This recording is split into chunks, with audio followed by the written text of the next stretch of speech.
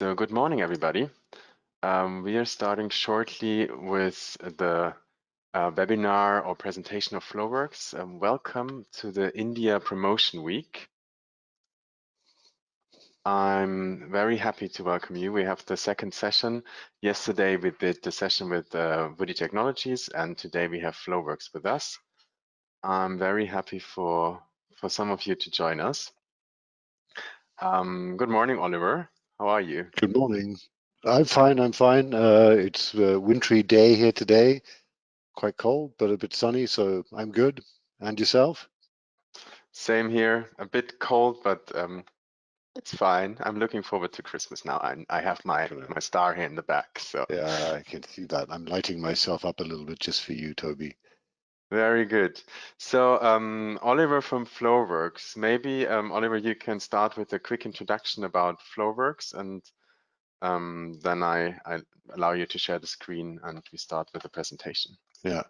Well, look, morning everybody. Thanks for joining us. I'm from Flowworks. I'm the CEO and one of the co-founders of Flowworks. What is it that we do? We are a software producer. Even though we also host and manage a couple of our client services. The software that we produce is all about media.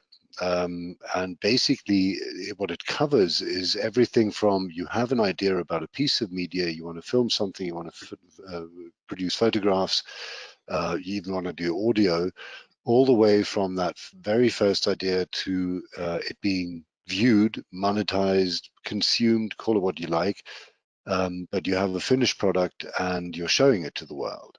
So that's what we do. We cover the entire workflow from the first idea all the way to the monetization. The company's not called Flowworks for nothing. It's all about workflows. It's all about media workflows. And the way we do that is basically, it's quite a big system, but to keep it sweet and simple, it basically has two levels. Along that line, that chain of events from production to monetization, you have the technical engine sitting inside the system that does your ingest. That's where your database lies. That's what manages your users and their rights. That manages the content and its rights. It does the transcoding. It can do the QC. It will do mass ingest, a single ingest. It will read out metadata and can also write metadata back into an XML. And then once you're ready to publish, it will produce the publication and delivery packages, each made to measure for the specific playout channels that you're using. If you're using TV or web or a VOD platform or all of the above, including social media, the Flow Center will create the packages and play them out or deliver them out to a third-party system, or even an external partner of yours who could be a purchaser of your produce, could be Netflix showing your film, etc., etc. So, we cover all of the technical stuff, and we really do that wall to wall. What we don't do ourselves, we integrate. So, for example, we have a pretty decent browser-based cut. But if you want a craft cut, we will integrate your editing suites. We'll integrate your storage management system, your QC system. Maybe you have existing transcoders that you would like to continue to use, or maybe it's interesting for you to use cloud services for some of the things that you're doing, for example, AI or even playout, and we will also integrate all the cloud stuff. So it's a big technical area, and we cover pretty much all of it.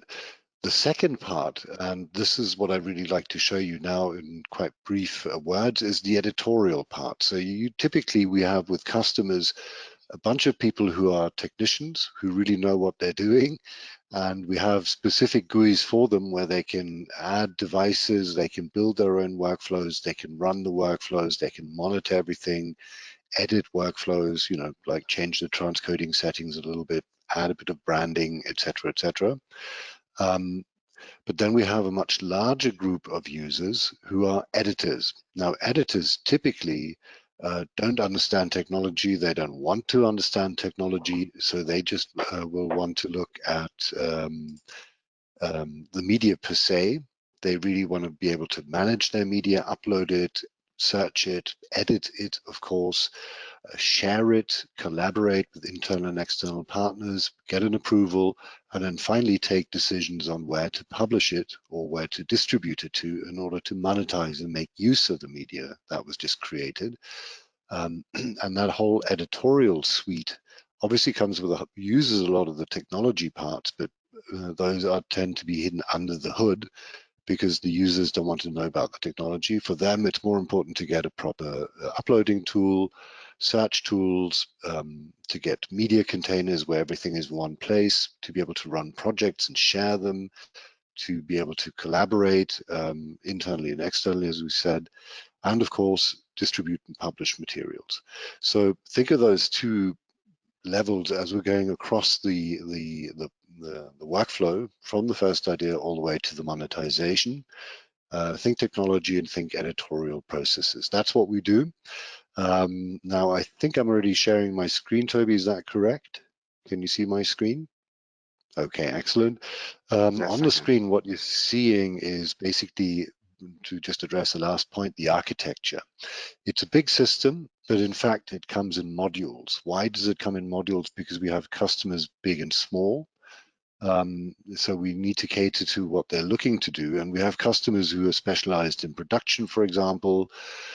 We have customers who, for example, as TV broadcasters would be, they are have complex and large infrastructures, so they need to do a lot of integration.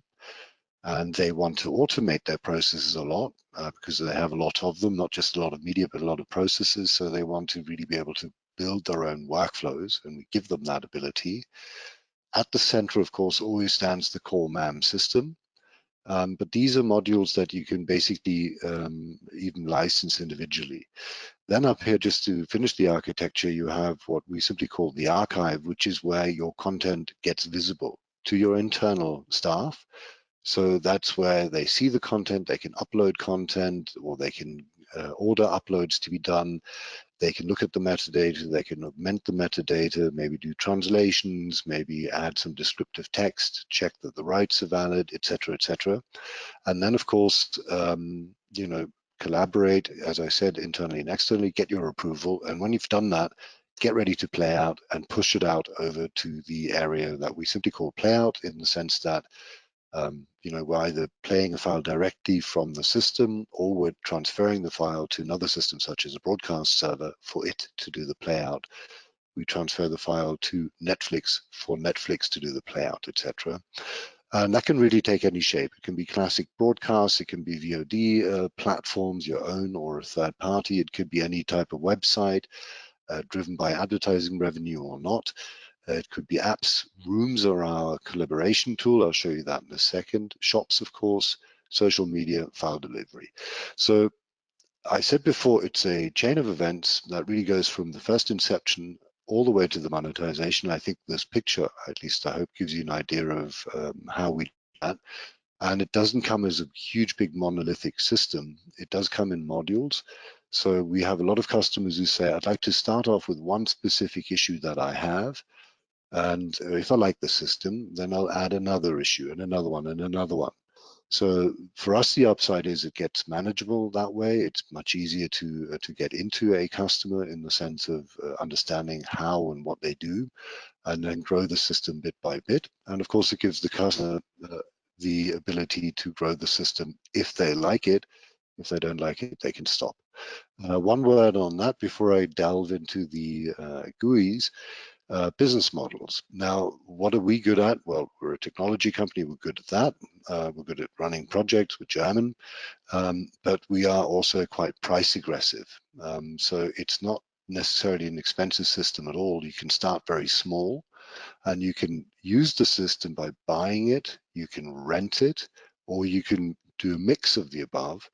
And in certain cases, we also go into kind of like a joint venture situation where a customer would say, I'm only going to pay you a certain amount X, but I'm offering you an additional markup if you allow me to use your monetization tools, and you'll get a share of the turnover.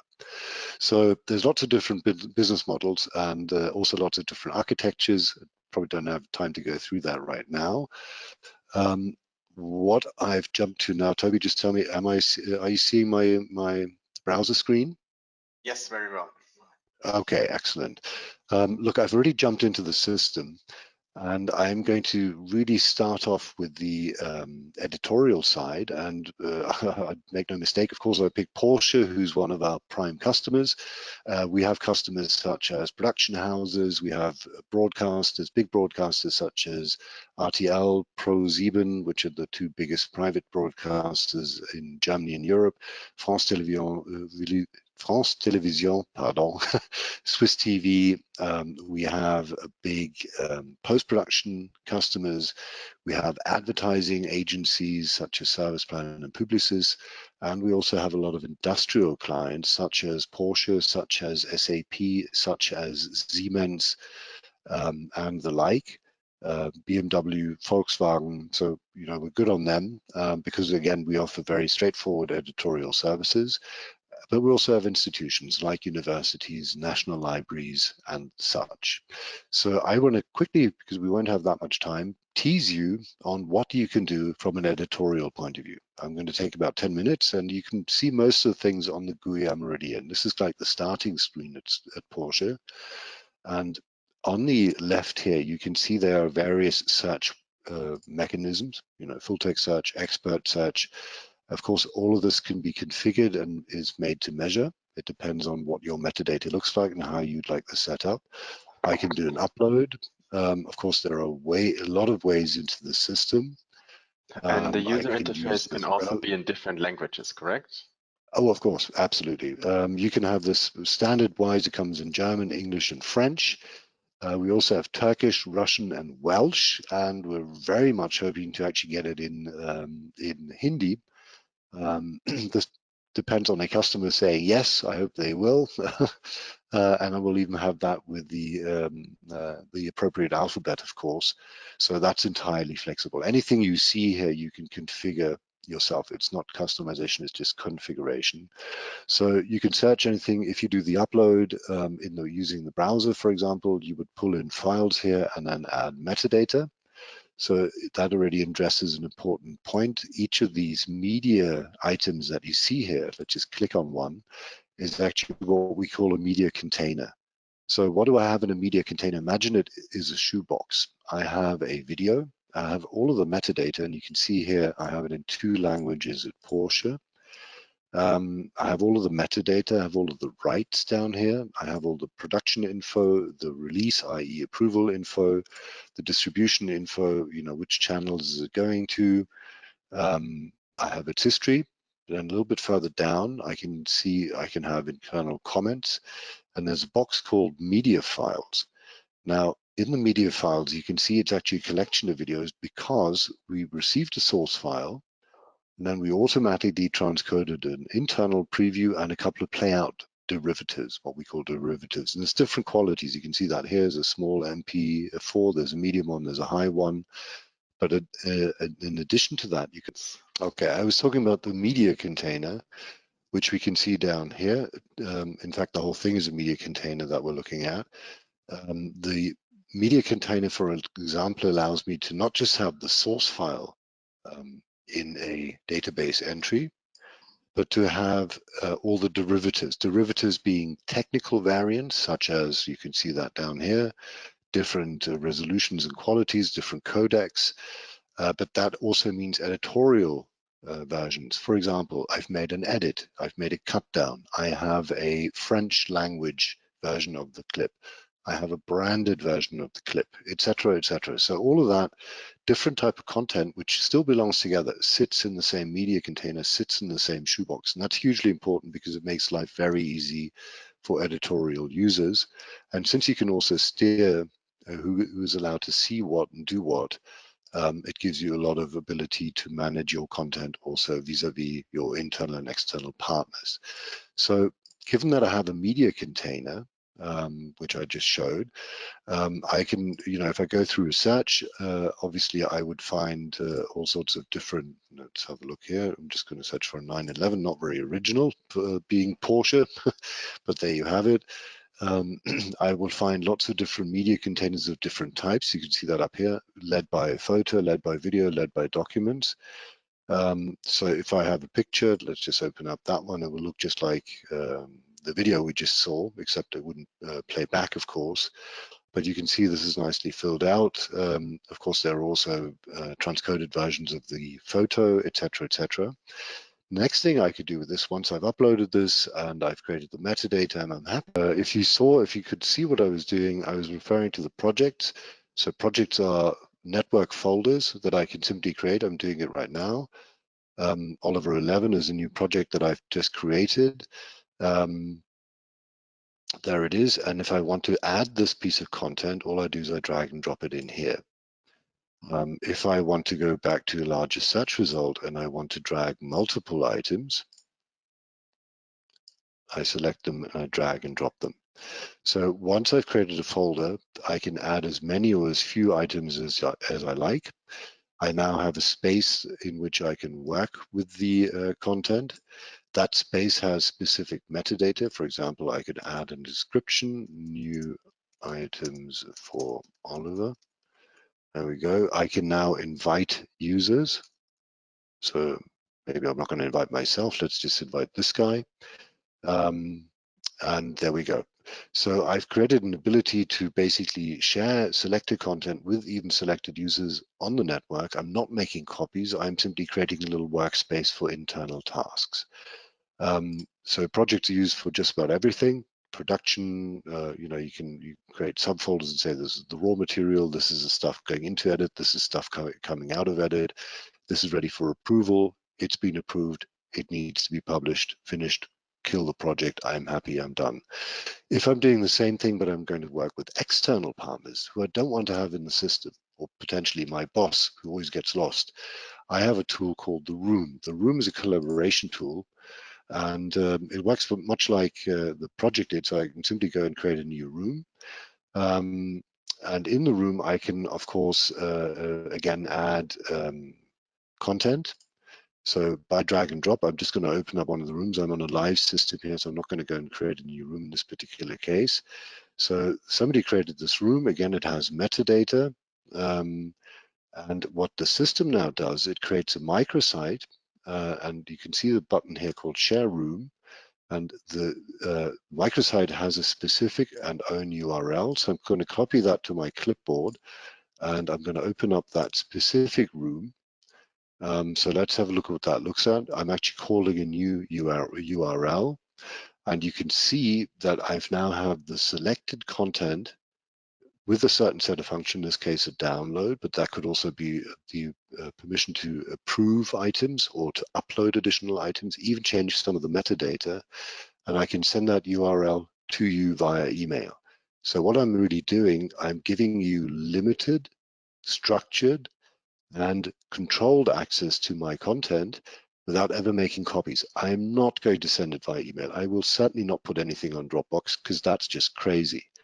Apart from, creating all the traffic, you're going to lose control immediately. Your versions are going to get muddled. You don't want to give your content out of hand. So I'm going to use my room because it gives you limited access, not to the file, but to my system, to the file within my system. And I can steer what you get to see and what you get to do. Maybe if I just need you to download something, create a French version of the file, and then upload me the audio file, I can do that via Room. So Rooms are super duper tools for any type of external collaboration, uploading, downloading, approvals. It can also be a sales tool. It's very frequently used as a marketing tool, both internally and externally. Just imagine I have a million items in my archive and I know you're interested in kids programming, so I'm going to send you a room with my best 5 kids programs. The room will allow me to actually track, did you look at my room? Which files did you look at and for how long? So that really is an excellent, it's almost like going to a fair now that we have Corona. It's almost like going to a fair because you get to find out what your customer is actually interested in. And when you pick up the phone to call them, you'll know what you need to talk to the customer about. So it's a very versatile room, a tool for the room. The last thing I really want to, because we don't have that much time, is show you in the system is monetization. And I'm going to pick the example of a classic web distribution. So as part of the system, I have the right to distribute to something at Porsche called News TV front end. So if I open up this subfolder, which again works just like in the project, you had subfolders and you can have as many subfolders as you like. Here I've created subfolders which are actually the navigational parts to a website. And I'll now show you the website. So I'm just going to change the link. And as you can see up here, this is News TV. Here's the URL. This is live. This is Porsche's only and main global video website. So it has certain header navigations, products, innovation, motorsport, etc. Where does that come from? Well, you'd be surprised, from header navigation directly from their flow center. So here are the folders. And if I just go to, let's say, motorsport, in my flow center, I'm just opening up this folder called motorsport. I'm going to get a result back of all the items that have currently been published onto News TV directly from the flow center. No CMS involved. Whilst this is calling, sorry, my internet is terrible here today. I'm going to do the same thing on the website. So I'm actually going to click motorsport on the website. There we are. There's some content. And you can see it's 74 videos which are currently being published in this area. There we go. I'm going to stop this movie for a sec. And whilst this is still loading, there we are finally. Oh gosh, yeah, no thumbnails coming through. This is painfully slow. There we are. Sorry, finally with thumbnails. What do you know? There is my main video. So this is the video. Stronger, faster, more spectacular, the new 911 GT3. Wow, I'd like to have one of those. There we are. The new 911.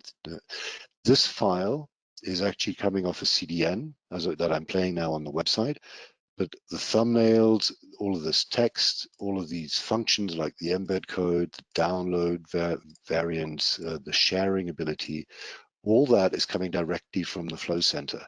So what's the exciting bit about that? Basically, this site is cleverly made, nicely done packaging for content that I am publishing directly from the Flow Center to my global audience in this case, but I am managing it directly from the Flow Center as well. So there's no CMS. Again, no copies ever made unless you want to use a CDN. And the publishing is of course instant. So if I, for example, in this list, we were in motorsport.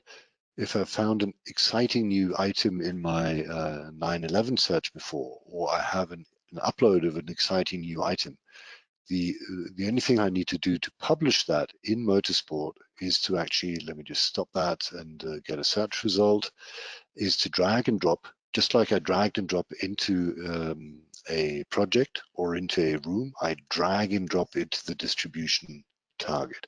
And again, that can be a website, that can be your TV setup, that can be your own or a third-party VOD, that can be an app, that can be social media, that can be anything. So, if I like this particular piece and I think that ought to go on my website, all I do is I take it and I drag it. The machine does the rest for me. So that's why I said before, there's a strong technical part of the system, and there's a very strong and very elaborate editorial part of the system. Why do we want to have that elaboration? Because we want to help you cover as many of your steps in one system as we can. The stuff that we don't do ourselves very well, we will integrate. For example, a craft edit, your Resolve, your Final Cut, your Avids. Let's say we have a built-in transcoder, but you already have two transcoders. We'll integrate them. You need to do QC, we'll integrate that. The idea is to have one-stop shopping and a simple to use GUI. This GUI, we can strip this down, of course. This is quite, the large version of it. But this GUI is simple to use from the editor, and it does everything that you could possibly imagine, from ingest or even from the very first idea all the way to monetization in one space. And since it's highly automated, it will help you save time and money. Toby, how are we for time? Because I'd like to just close by showing you the machinery underneath. Maybe give me a minute.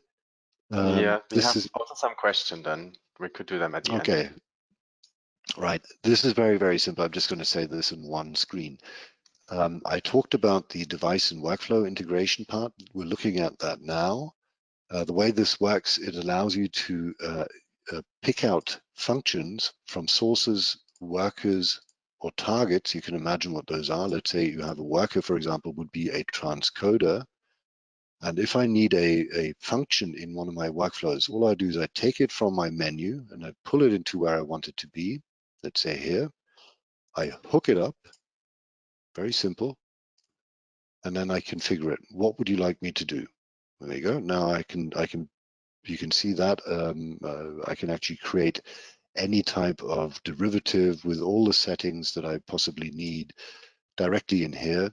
If I like it, I might test it. If I'm happy with the test, I'm going to publish that workflow to my user and make it available. So it's extremely easy to use. And because it is so straightforward, it's super versatile. The idea is to allow your customer, you, the customer, to build your own workflows, not have to call us and actually not have to pay us for that, because you've got to be faster, you're going to be more knowledgeable, and I think you will be better at the end of the day. So um, we have two important bits. The editorial side to the system has all the editorial features. It contains everything you need to know about every file you have, and it will be sitting in these lovely little media containers, so it's very easy to find and work with, all structured, all rights driven. And sitting underneath this wonderful GUI, which allows you for the full management abilities, sits a very large, really industry grade engine, or engine room, in fact, which does everything from mass uploads to ingest using transfer agents, does your QC, integrates your edits, integrates maybe your graphics department.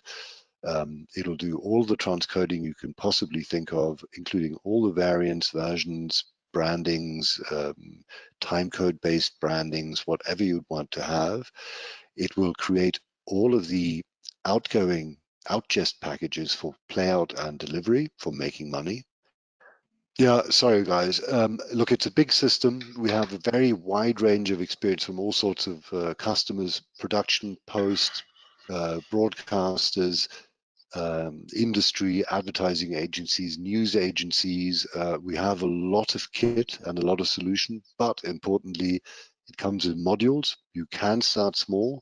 We even have a micro system called the Flow and.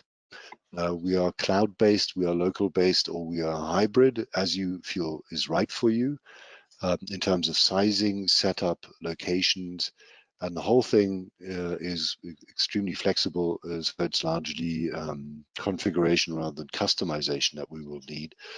We are extremely good at hanging on to our customers. They are extremely loyal because we develop fast, but we really deliver solutions that fit 100%. Very good. Thank you very much. Should we quickly go also into the questions? Please. And there are 2 or 3 questions. Can one register also a video asset with multiple audio tracks? Absolutely. Absolutely, and the system will automatically mix those together to provide all the previews with all of the language versions. But otherwise, as a source file, keep them separate, and only when you are delivering, for example, you are delivering to a VOD platform and you need to deliver language A, C, and M, only in that, when that time has come, do we actually mix the audios onto the source file to deliver precisely the 3 packages A, C, and M, but not everything else. So it's one of our strong suits. Yep. And does the Flow player also support slow motion? Yes, it does. It comes in all sorts of variants. Just to clear up something, the Flow player per se is actually from another company, also called Flow, but not FlowWorks. We're FlowWorks, they're just Flow. Yes, but we actually make use of the Flow player a lot, and of course that also does slow motion. And I have maybe an interesting point for you. We also work a lot with historical content, and we get a lot of content, for example, from Porsche, which only has 12 frames a second. You can't really do slow motion in your craft edit using a 12 frame per second source file. It'll just not look good. What we do is we use AI to frame double, and we get up to 24 or even more frames, and hey presto, suddenly you can use your very old material and create slow motions from that, because we've used AI to frame double your source file.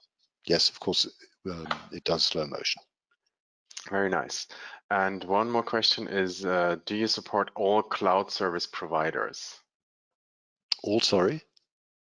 All cloud service providers.